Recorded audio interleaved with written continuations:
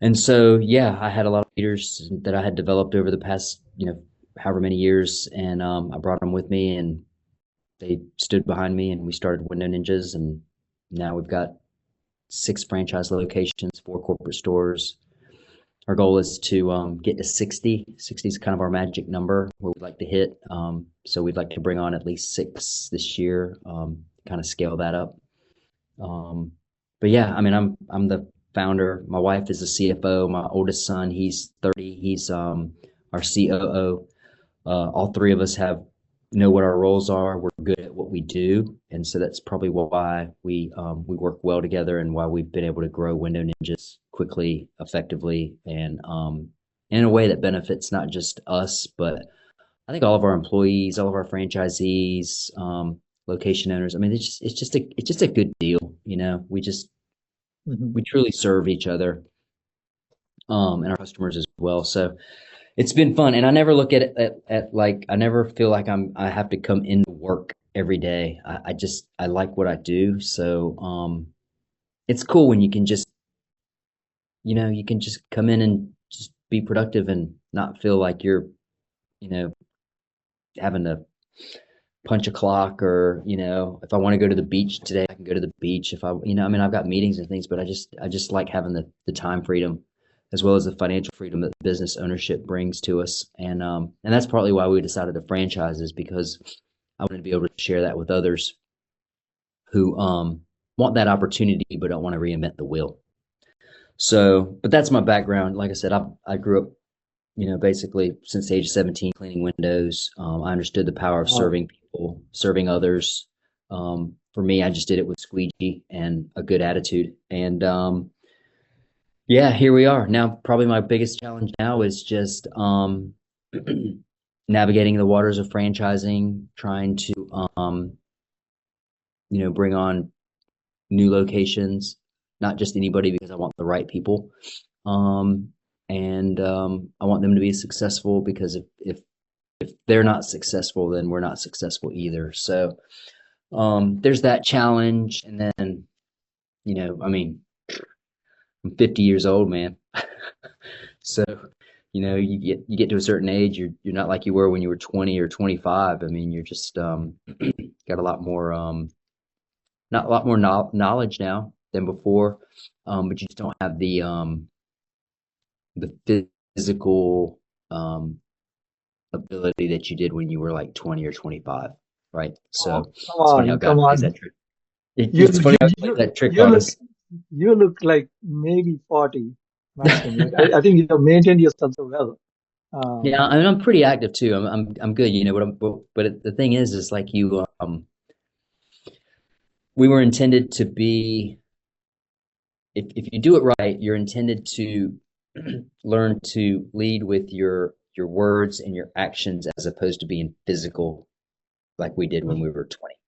mhm. Physically, I could lead by just pushing things around, whether it's people or obstacles or equipment. Um, but as you get older, you get more knowledgeable. You become much more wise, and then you start to realize that your body doesn't heal as quick as it used to, so that you've got to use your mind more. So that's always a nice transition when you learn that, and it you kind of put some of the pieces that your parents told you when you were younger together, like, oh, Mhm. that's what he meant by that. So but yeah, that's where we're at. Challenges is just age, and challenges is just finding the right people, and trying to get everybody rowing in the same direction sometimes can be a little bit of a task, but once you get them all rowing in the same direction, man, it's fun. That's awesome, man. So, uh, talk a little bit about like how a typical day looks like for you.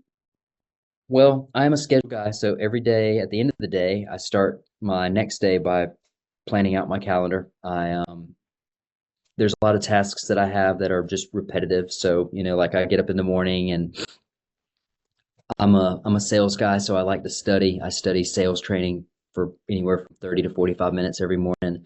I write out my goals every single day. So I'll sit down and I'll write my goals out before I go off and do anything else.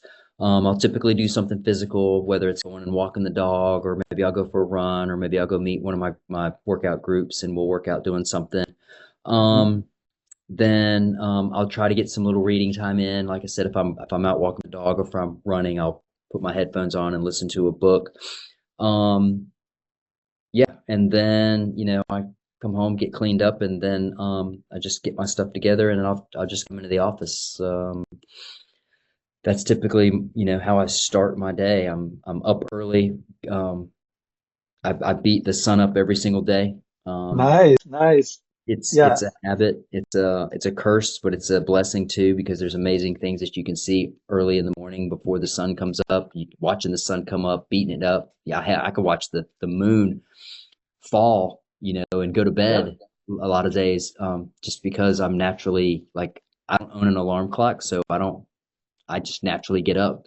that's awesome, man. So in terms of your work, like once you reach your, you go to the office, or like, do you have an office, or, Yeah, I have an office in my house, and got it. me and my wife, we both when we built our house, we I have an office and she has an office. So we have two offices. Nice, nice. But but yeah, no, and I come into the office. I come into our physical corporate office here in Wilmington, North Carolina.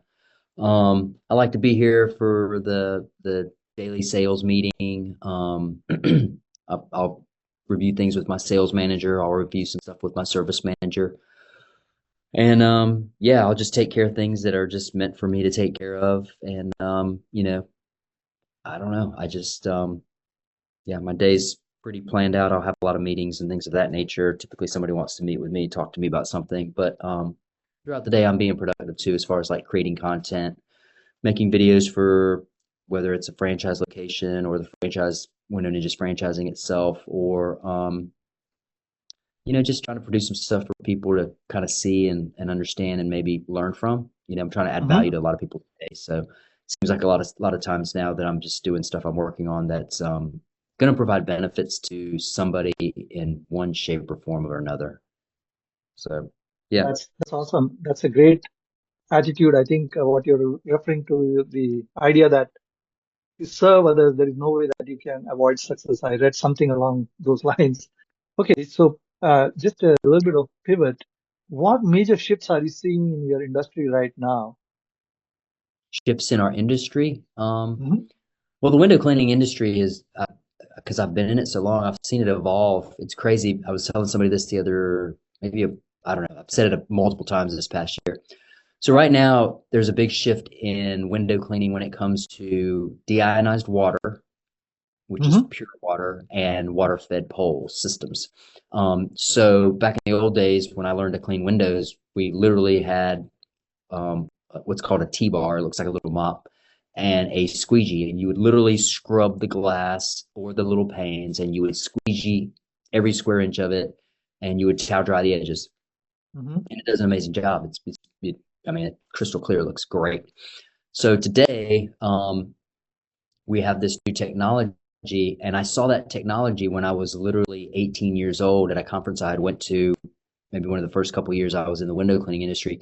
And then they had these big deionized water systems that were put in vans. I mean, they were huge, they were massive, and they were super expensive. And it just wasn't like feasible for the average window cleaner to kind of get into that. And water fed poles were coming along at that point. Most of the time, window cleaners would just basically hook up a garden hose to them from a water spigot at the house, and they would try to clean the windows with them, but it just never gave them good results and things of that nature. There was a safety aspect where it would help, but I don't know. It just wasn't there yet. And so now here we are, 30 some years later, and we have deionized water systems that are about the size of a case of beer. I mean, it's like you have four filters and it runs the water through it and it generates pure water, and then you can push that through, and they have little pumps on them. You can push that water through these water fed poles that'll go as high as Hmm. like 60 feet. Wow. And you can push soap through it as well, so you can inject soap onto the glass, scrub it, and then you can rinse it with deionized water, man, and it makes an even better result. And so that's kind of where the industry shifted on the window cleaning side. A lot of residential customers, even some commercial customers, don't quite grasp it because they're old school. They've been like me around for about 30 some years in the industry, watching people clean windows. They kind of get that feel of like, well, hey, It should cost less because you're doing less. It doesn't, you're not having to spend as much time on a ladder, or you're not doing it by hand. And you're like, well, it's really not the case because those machinery is expensive. The tools, the water fed poles are expensive. Um, they can break. And you know what? If you're working around electrical lines, you got to be real careful because otherwise you're going to get yourself electrocuted and killed. Yes. So, you have to, our customers are looking for value. Mm-hmm. And I think that's where a lot of the window cleaning industry goes wrong is they look out for themselves before they look out for the customer. And that's the Mm-hmm. differentiating factor with what we do over here at Window Ninjas is we look for value to the client. So somebody says it's about price, you want to, you're cleaning glass easier now than you had before, so I should get a discount. Well, actually it's not true because we're bringing more value. And so Mm-hmm. that's one of the things that I always like to talk about people is is like we're adding value from a safety standpoint to our service personnel. We're adding value to you from a safety standpoint. We're adding value to the cleanliness of the glass because it literally, that technology can clean the glass better than we can physically clean it by hand, old school ways. And it takes a lot for people to have to embrace that because they see us doing this, and yeah, we may be a little bit more efficient, and we're out of off the property a little quicker, but Mm-hmm. it's not about that cost per hour. It's about the value. Your glass looks better. It's protected with this chemical that we're utilizing. Mm-hmm. We're keeping our guys safe. We're training them on this tools and these equipment. So that's kind of been the big shift in window cleaning as far as that industry goes. And I think that's probably, and it's Nice. probably going to continue on for the next, I don't know, maybe 5, 10 years until it becomes embraced by the property owners, but it also has to be embraced from the actual service personnel, the actual physical Mm-hmm. window cleaners, the guys that are in the industry, Mm-hmm.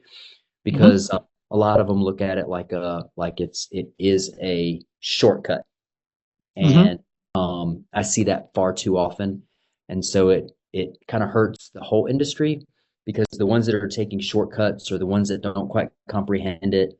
Um, they'll miss steps. It decreases the value to the client, and it decreases the value to the industry as well. So they don't realize they're shooting themselves in both feet as opposed to just one. Nice, nice. I can see the passion when you're talking about window cleaning and the technologies and all that.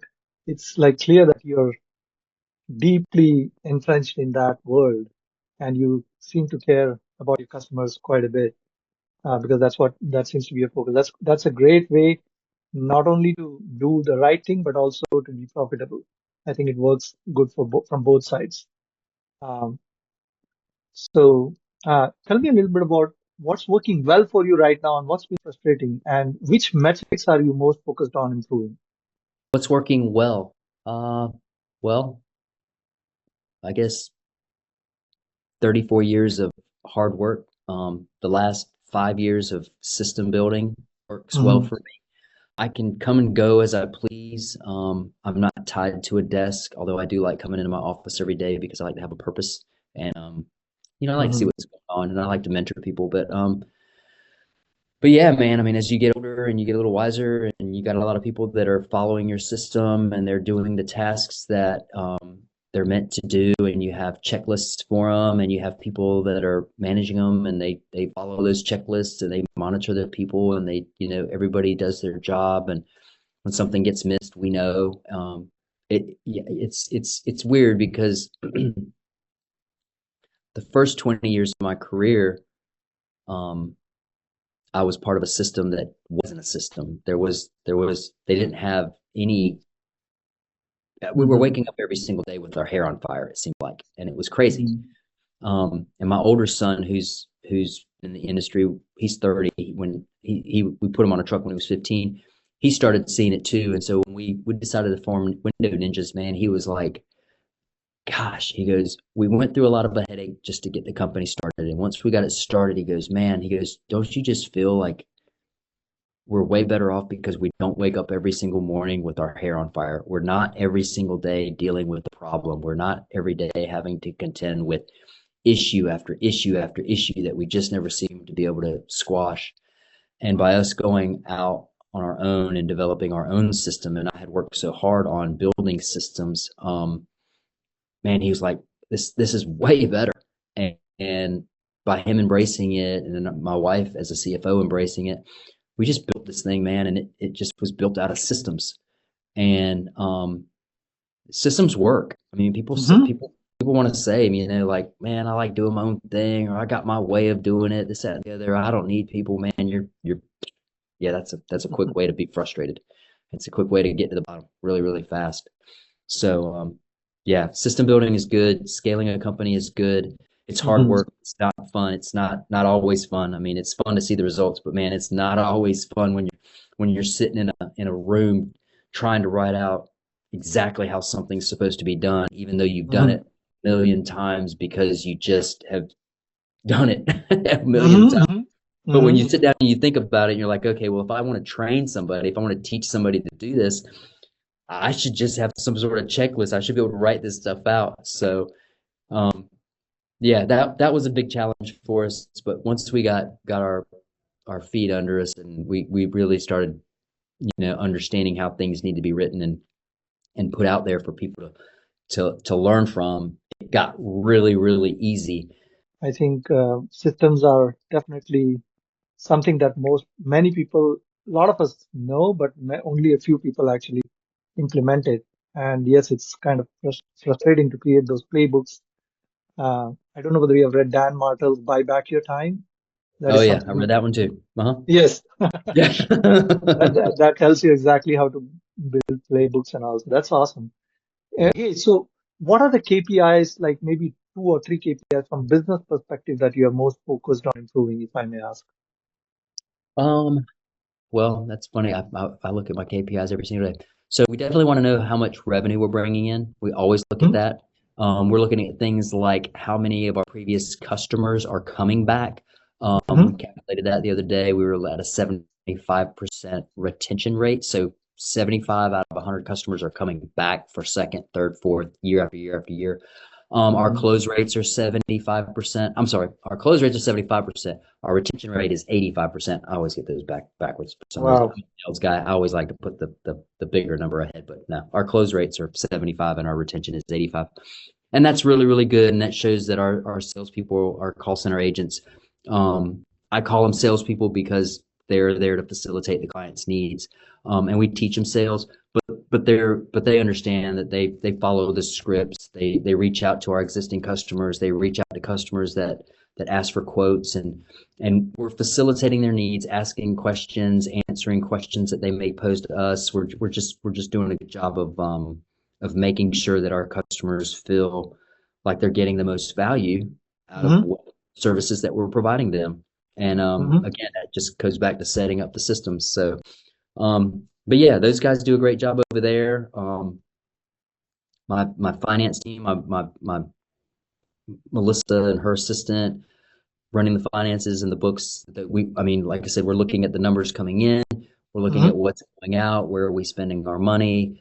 Um, I mean, we track a lot of things. We're tracking everything from Google reviews, how many locations are getting a review on a daily basis, our customer satisfaction score. Yeah, I mean, we're looking year over year numbers. There's a lot of KPIs that we're taking a look at every single day. But like I said, the most important ones are, you know, like I said, what's the revenue coming in? Hmm. Um, are we keeping our labor costs in check? Fuel is a big cost, so we always monitor fuel. Hmm. And we're monitoring our ads. We're figuring out, okay, cool, how much are we spending each day, each week, each month, Hmm. how much for Hmm. the year, in the different advertising platforms, and what we're getting from that. Hmm. And then, like I said, we're tracking all of our leads. We track every single one of our leads, new customers, previous customers, all of it. And that's how we can gauge how well our sales team is doing. We can gauge how well our ads are working. Hmm. We can make sure that we're increasing our revenue year over year over year. We're able to track, hey, are we keeping our fuel in check? Are we keeping our chemical costs in check? Um, And as far as the employees go, we're tracking, like I said, how many of our service technicians are getting reviews or a Google review Mm-hmm. every single Mm-hmm. day. How many pictures are they taking? How many videos are they taking? Mm-hmm. Things like that. And yeah, there's each department has things that we've got to track, but those seem like they're the most prevalent KPIs that we're Nice. tracking right now. What is the software that you're using? Are you using some CRM or anything else? We used to run all of our ads in-house. I have a marketing department here as well, and so Mm-hmm. we were running all of our ads. And somebody, I, I'm a learner, so if I want to know how to do something, Mm-hmm. I don't just trust anybody. So I'll go find the person who's a master at it. I'll get them to Mm-hmm. train me on how to do it and what I need to look at, and then I'll do it myself. And then at that Mm-hmm. point, if I want to do it, then we'll push it over to some third party that we can trust because we know what we're supposed to be looking at. And Mm-hmm. so this year we finally pulled the trigger, and we have a third party company that's running all of our ads when it comes to the service side as well as the franchise side as well. So the service business has a company that's running all their ads. I meet with them every single week. We go over KPIs, we check leads, we check, how the ads are coming in, if they're good, what our conversion rates. So it's everything's tracking the same, and we don't have to spend any time or energy on it, and our franchisees benefit from it. And I'm good. It's just Mm-hmm. taking one more thing off of our plate. Mm-hmm. And then the same thing goes with the franchise sales. I have a company that we have them run ads, and they run these ads by me all the time. So I know exactly what's going out there. I have input on it as well, but they're putting those leads out there. They're getting those sales calls come in directly to their team. They've got a sales team as well, and those guys are facilitating the needs of that specific person who's biting on that lead, and then they bring them to us directly once they've vetted them and gotten to the point where, hey, now you need to meet this guy who wants to potentially be a franchisee. So yeah, it was a big step for us to kind of take our advertising and put it in the hands of trusted professionals. Um, and it took a while because there's a lot of people out there that say they're professionals in that world and they're really not. And so we Mm-hmm. learned the hard way initially, and that's why I took it upon myself to learn Mm-hmm. exactly how ads should Mm-hmm. be written, should be produced and put out there for the world to see, and how to do it in the most cost effective way as well. So yeah, it's funny. I became the world's greatest window cleaner, but I'm becoming a master at advertising. It's crazy. Well, lead gen or advertising or however you are getting new customers, right? That's the way the company grows and how you can serve more people. So, that's absolutely right. So, one final question I have: if you could solve one major challenge today, what would that be? That's a great question, and I think a lot of people, whoever's paying attention to this, they'll understand what I'm talking about. So your wallet is an indicator of how many people you serve every single day. Mm-hmm. So the money that you have in your wallet or in your pocket or in your bank account is a direct reflection of how many people that you serve or service or help every single day over the course of your life. Today, our biggest struggle um, is people, and Mm-hmm. everybody wants to be, these. I mean, I get it. I was 20 years old once too, and I was a knucklehead. I get it. Mm-hmm. And I'm 50 years old now, and I think I'm still somewhat of a knucklehead. However, um, I just see that so many people want things to be given to them. They feel like they're entitled to success. They feel like they see others that are making videos online, or they're doing this, that, and the other, and they're getting revenue, which may or may not be true. Um, and it affects their attitude. They just don't seem like they have that attitude of serve and service, and it's a shame because that's where the money's at. Mm-hmm. And it took me a long time to learn this too. Like I said, I was young once as well, and I was a knucklehead. I always wanted better for myself, and I always wanted better for everybody that was around me, and I'm still Mm-hmm. that way. So I look at, like, we have a lot of employees now. We have a call center full of people that answer our phones. We have service personnel that run out every single day and do great work for the people that we're serving. Um, Hmm. they're doing some dangerous work sometimes. I mean, you're climbing on ladders. There's a potential that they could fall. Some guys are hanging off the side of buildings, 50 stories up, 30 stories up. I mean, they run the risk of getting hurt, and we want everybody to come home to their families because that's what we do. We serve. And so we want these people and all these youngsters today to be able to say, hey, man, just do the right thing. Just have a good attitude, do the right Hmm. thing, serve others, and I promise you, you're going to make a lot of money because as people get older, they can't do as much for themselves and they need honest people that can help them. And so Hmm. when you have the right attitude and you have that right mindset and you take pride in your body and you take your Hmm. pride in what you're putting out there to the world and you take pride in just how you just present yourself to the world, and it matters, it really matters. So and because there's kind of a fall off in that department, it makes it really hard to find good people to do the work that we want them to do in the way that we want them to do it. And it's not just something that I'm noticing over here on my side, but I'm also, I talk to a lot of different business owners Hmm. and you know, all over the country, and Hmm. and they're all going through the same thing. And some of them want to talk about it, some of them don't. They always someone just say it's going to get better, but I'm the one that says, man, it's not going to get better until we make it better. And we gotta help these kids. We gotta help them. We gotta give these kids more than just a pat on the back for just showing up. And we got to do more for these kids than just say, hey, you got to go to college, otherwise you're not going to make anything of yourself, because that's just not true. I mean, we need to have these kids understand that they could do more than just go to college. They can go to a trade school, or they could get trade schools delivered to them in high school if we would allow that to happen. I mean, and it would just Hmm. change that whole mindset and that attitude, because Hmm. now they have this avenue that they know that they could genuinely earn good revenue, whether it's by working with somebody, for somebody, or starting their own business.